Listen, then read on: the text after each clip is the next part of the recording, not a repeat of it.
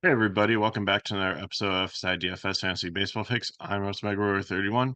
Sorry, a couple technical difficulties this week. Monday's NFL video had no sound. For some reason, Thursday's football video and Friday's baseball video didn't end up getting posted out there. Thought everything was good on that. But today we'll have plenty of videos. I will doing the baseball slate for tonight. I will actually, after in a little bit now, after qualifying, I will do Xfinity Watkins Glen video. I will do an NFL video for tomorrow's main slate, and I will have the NASCAR Cup video also. So yeah, lots of videos on this channel today. Going to be busy, so but we're going to be bringing the fire for you here, and hopefully help you have a very green, profitable weekend. So, uh, first up here, baseball slate starts at 7:10. We've got 8 games, I believe. 4, 6, yeah, 8 game slate. So it's bad for a Saturday night. Usually they're spread out through the day. There's like a small baby 3 game slate and a couple others sprinkled in around 6:40. But first game starts at 7:10. Cincinnati and Minnesota. Nick Martinez and Sean Simeon Woods Richardson. I think both pitchers are okay here in this matchup. I mean, Minnesota's been pretty hot recently, so uh, Martinez is more probably GPP for me. Wood Richardson has had a good season to start out and been doing pretty well as a rookie. He does have his walks are a little bit higher than I like, so I think they're about dead even. I probably would lean Martinez if you had to pick one of these in this range. I think there's better options for you here by paying up just a little bit more. But if you're in no man's land in the 6K range, I think either one of them can do for you. And I think point per dollar, Nick Martinez is going to be the better play. But I think again they're pretty much even. So not a priority. Use them if you need them. Bat wise, Cincinnati is uh is a decent cheap stack. If you take De La Cruz out of it, they're all like the high 4K and like 3K range. You can definitely build a decent stack with that. I don't really like any one-offs here, so I'd probably be just a stack or fade for Cincinnati. But Minnesota, I really like as a cheap fill-in and option, especially the lefties against Martinez here. Julian is back from the minor league. He's been doing well, leading off 3.3K. Wallner has caught fire recently, and Larnish, and even Carlos Santana. So the three out of the four top hitting bats in the lineup in Minnesota have the splits advantage, and actually 4 out of 5. Um, you can even throw Castro in there. So if you just skip over the higher price like Lewis and Buxton, you have a really nice stack. Even Vasquez, the catchers, is okay at 2.8. So lots of nice value there. Probably will be using that in cash. Oakland and the White Sox, JT Ginn and Flexen. Ginn has been solid. Couple starts he's had, and he gets a dream matchup here against the White Sox in Chicago with the wind blowing in, which definitely helps pitching about 10 miles per hour. So I like Ginn here. I think he makes a great option in cash or tournaments as your SP2. And Flexen on the other side, no, I know he's up against the A's, but I just can't do it. So the A's definitely make an intriguing stack here. They're a little bit all over the place. Like, I mean, Flexen has been reverse split sometimes during his career. So Butler leading off fine. Rooker at 5-5, you can get up to it. Blade, Langoliers, Seth Brown. And then after that, I just don't know who I would play. So 4 to 5 man stack here. Maybe notice been back up. You can do a wraparound there at if you don't want to go Seth Brown at first base, you can go like 9, 1, 2, 3, 4 for your stack. But I think the nice thing about these A's players is they're more like value fill-in plays, kind of like the Minnesota ones are, than actually like a primary stack you want to go after. White Sox would be a leverage stack. I think Ian is going to have a ton of ownership. And as I keep on saying about the White Sox, Benintendi shows up on occasion. Roberts is a superstar just on a really bad team. Gavin Sheets has some potential, but the rest of the team, I just never know who to try to stack together to catch lightning in the bottom. So Dodgers and the Braves. A little bit of rain here, but it looks like it should taper off around first pitch, but then maybe pick back up like around 10, 11 o'clock. So it's only like the 40% range. I'm not super worried about it. Wind is blowing at 13 miles per hour.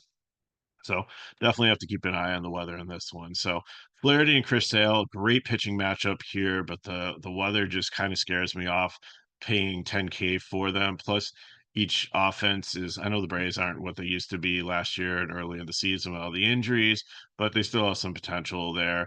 And the Dodgers, same thing. So I wouldn't say either one of these pitchers are matchup proof. I don't like the weather. So I think that they are in play if you're paying up, but Gilbert by far is going to be the chalk cash pitcher, and these are just going to be pivots off. And if you want to try to get into Coors Field and like some of the other good hitting situations like Houston, you're not going to be able to afford these guys. So I think they're going to be GPP only in my recommendation.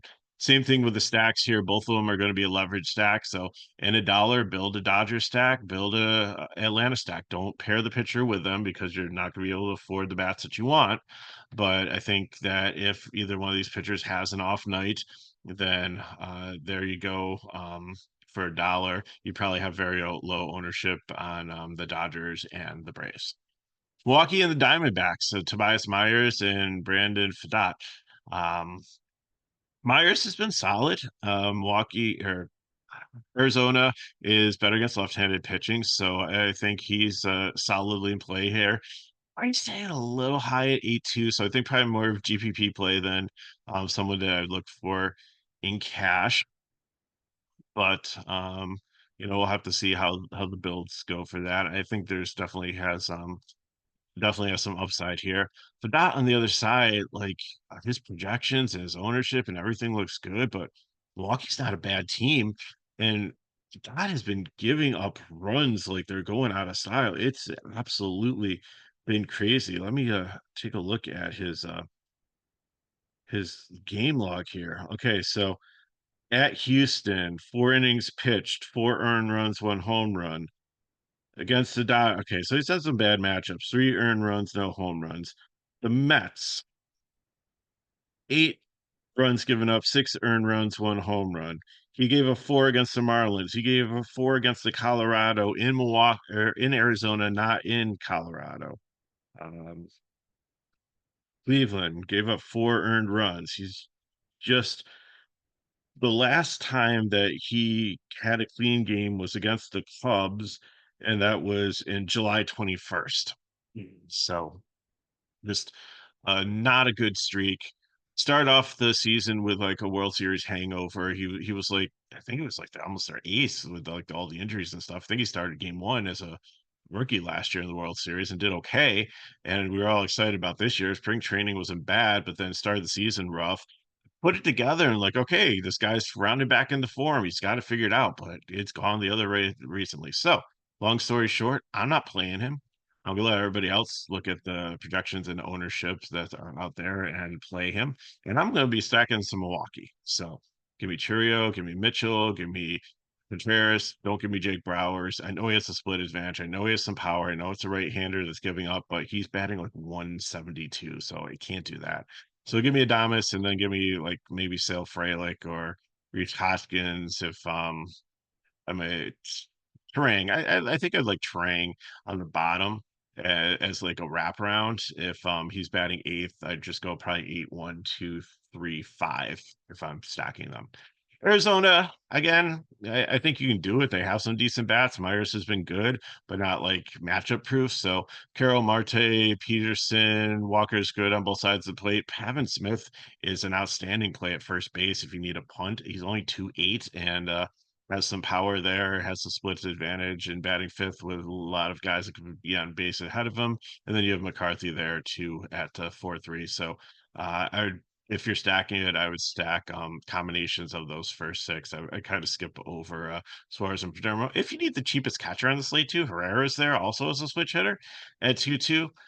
What do you need? Like, would you rather pay up for catcher like 5-1 for Contreras and he gets a 0, or pay 2-2 and save 3K and be able to apply it some other places? So I don't think Herrera's a horrible play, and I'm okay with that wraparound. So go 9, 1, 2, 3, and then 5 is actually going to save you a lot of money if you drop down for Walker. But if you have the money for Walker, go there too. He's a good hitter. Coors Field, we have the Cubs and Rockies, Talion and Freeland. Talion's a good real life pitcher. I just don't love him in DFS just because there's not a ton of K upside. Think the Rockies will kind of help that. 88 degrees, so it's good hitting weather here. Winds blowing across field 8 miles per hour. If it tails out a little bit, then that's just going to help things too. So tie on if you have to in the cheap range, but I would rather go with again pay up for the like 700 more dollars and get Gill. And then Freeland, I'm not touching against this Cubs offense, who seems to be doing pretty good. So Cubs by far top stack in the slate. It's gone up a little bit to some of the guys that are in like high 5K, but you know, like the 6 or 7K range. Like sometimes you've seen like Otani and some of the other big bats in Coors Field. So Hap Swanson has been doing really well since he's moved up to the second spot there. Suzuki, I give her Bellinger. He's just too expensive and just hasn't really done well. Predis and Bush, but I can make a case for the lefties because I think Pierna, and he just got called up on like August 28th, is the only lefty in the bullpen for the Rockies.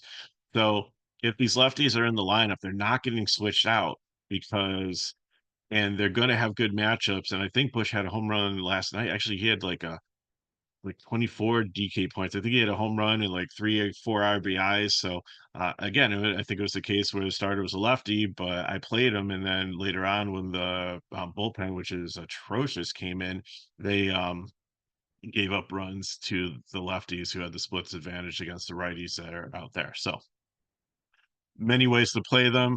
And again, the moral of the story is don't fear the lefties. But I don't know if I'm paying up for Bellinger that much, but Bush and Crow Armstrong definitely can make a case for. Rockies on the other side, they have a pretty nice total against Hyon, so I think it's the same thing.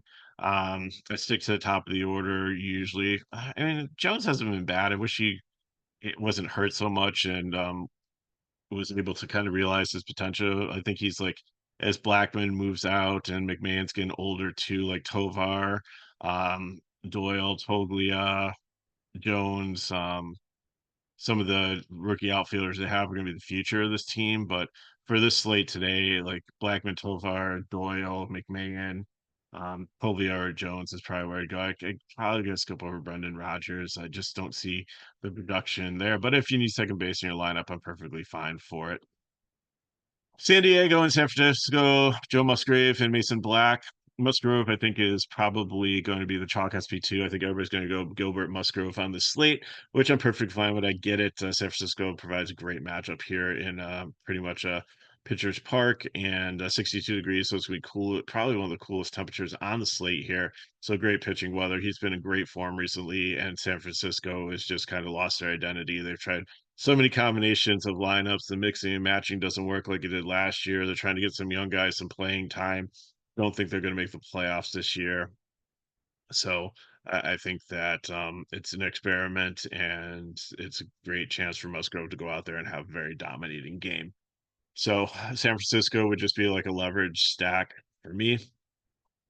And San Diego, I think, is makes sense in GPP. Mason Black isn't horrible.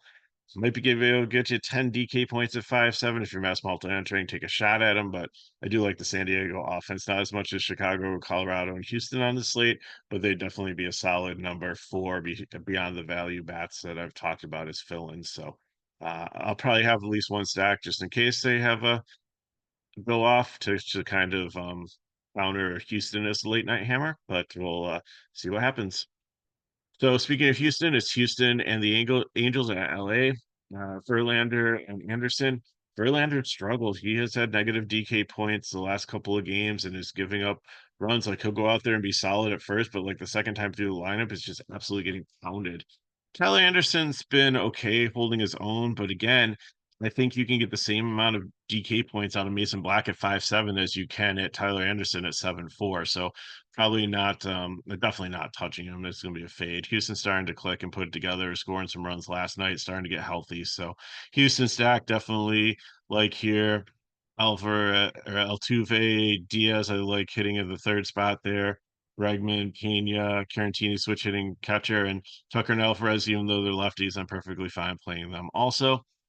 But I'm gonna have an Angel stack because Verlander has been very splitsy. He's been giving up runs. So Ward, Neto, Chanel, Ohopi, Moniak, Stefanik, all of them, I would definitely consider any of those top six mixing and matching. And I will definitely have a couple of Angel stacks against Verlander just in case he continues to do that. It opens up some decent salary for you to mix and match. So you can game stack it with some of them here because you don't really have a you can get like a Tuve and Bregman in there because you don't have a strong second and third base candidate. So, um, and you just have to figure out which catcher you wanted or which first baseman you wanted there, but and outfield. But I think you can game stack this, or you can take some Cubs bats or some other bats that you really like and make some nice stacks with the Angels positions that they're going to fill in your stack.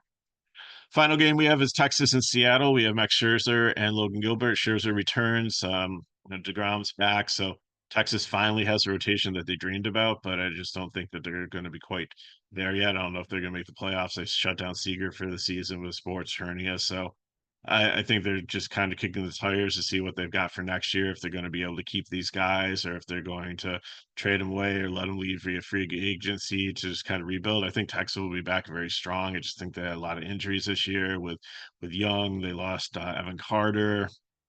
Simeon's been out for some time. Seager's been out for some time. So Garcia started off the season really low. Like Nate Lau was out for a little bit of time. So I think Texas is going to come back strong. It's always a hard division that they're in, but Scherzer today probably about 70 pitches.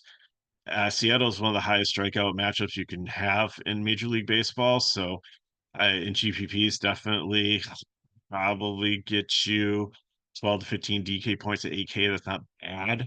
Um, I don't know like how he's going to do like with giving up runs and things like that if there's any rust in that area, but the K upside is definitely there. Logan Gilbert by far against this Texas team here that only has a 2.91 total. Gilbert has been solidly locked in, having a great season, number one pitcher on the slate. Don't even think about going anywhere else in cash. Like I said, you could pay up for the other two, but with the weather and with the offense that they're against, this is the guy that you want to lock in as your SP1. So let's look at the builds and get you on your way for your Saturday.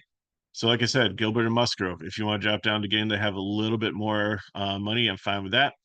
Catcher, if you want to play Amaya, the catcher for Amaya, the catcher for the Cubs at 3-7. That's fine. I'm probably going to punt it. Like I said, Herrera is only 2-2 switch hitter. There's Carantini's another good option there. First base, again, I'm probably gonna go as a one-off here. If I can get Bush in at 4-7, that's great. If not, like Pav Smith might go in there from the Minnesota side of the stack. Carlos Santana is only 3-7. He's a lot easier to try to fit in than Michael Bush at 4-7. But Julian, Paredes, or Lewis, whoever you have money for there, Swanson, Hap, Wallner, or Larish, and then I'll let you decide if you want to go with like a cheaper Crow Anderson to try to get more Cubs bats in there, or if you want to play both of them and get another Minnesota bat in there. Um, you could also go Castro, who's just he's only 100 cheaper than Wallner. So I think I'd stick between Wallner and Larnish. For GPP, Myers and Ginn is where I'm going, and I'm taking the two um, stacks that are going to pick on the pitchers that I think are really going to struggle here in Verlander and Fadat. So give me either Contreras or Hopi there, Chanel. Second or third base, if you probably have enough salary if you want to. You can throw like Trang in. There's really not a third base that I like, but if you want to go like Altuve and Bregman or whoever, whatever combination of one-offs there, I'm fine with that. Adamas and Nato are about $100 apart, so pick whichever one you want there. Churio and Mitchell is where I'm going to go. I don't really love a five-man Milwaukee stack. I don't really love a five-man or can I get to with pairing with Milwaukee a five-man Angel stack. So that opens up second and third base to some unique one-offs that you can build in there. But I said like Trang, I think is an option, but I really don't love. I mean, it does make a wraparound there too. If you don't play Adonis, if you play Neto, you can go Trang or if it's 8-9 Trang Ortiz, Churio, Mitchell, and Contreras, and have like an 8-9-1-2-3 stack, it's a GPP. It's a wraparound stack that might work for you. And if Trang and Ortiz definitely can get on base for like the power of Churios, Mitchell, and Contreras. So I mean that could work out quite well for you too. So keep that in mind. So I got for you. If you have a question, put them in the chat below. Hit me at Megaroy31 on Twitter/X. If these videos help, then help us back, like, subscribe, share with your friends. It's a great day to use a crown boost because we've got soccer, we've got college football, we've got Major League Baseball, we've got NASCAR. I don't know if there's MMA or not tonight. If there's WNBA, Kurt's got that covered. So for $6, go to the description of our video. You can get to the link to our website and our pricing page. You can get in and get a VIP pass to get every sport. In fact, if you do it like in the afternoon, you'll be able to get most of like the evening content, and it'll wrap around like it's 24-hour thing. So it's not $6 for just Saturday, it's $6 for 24 hours for when you put it in. So if you're strategic, you could probably get all the cores for most of the days, for almost 2 days, and stretch it out, depending on what time you subscribe. So very cheap, very reasonable, very good quality covered. We've had a lot of great success recently. And it's free just to get in our Discord, so just come check that out. So doing some prop betting stuff as a free channel. MMA is always free. So get in there and check it out, and see what you think of it. So thanks for watching. Again, stay tuned for NASCAR, Watkins Glen Xfinity, NASCAR Cup, NFL. We've got it covered for you. So thanks for watching. Good luck in your contest. Have an amazing weekend, and I'll see you next time.